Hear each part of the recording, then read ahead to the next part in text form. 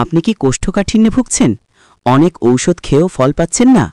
যদি প্রাকৃতিক উপায়ে কোষ্ঠকাঠিন্য দূর করতে চান তাহলে এই ভিডিওটি সম্পূর্ণ আপনার জন্য। 1.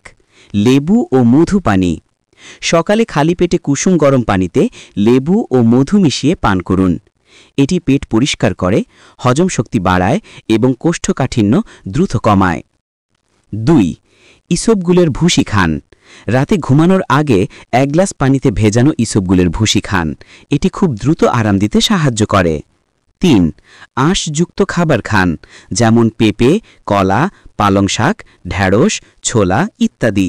এগুলো অন্ত্রের গতি বাড়িয়ে দেয় এবং পিঠ পরিষ্কার রাখতে সাহায্য করে। 4.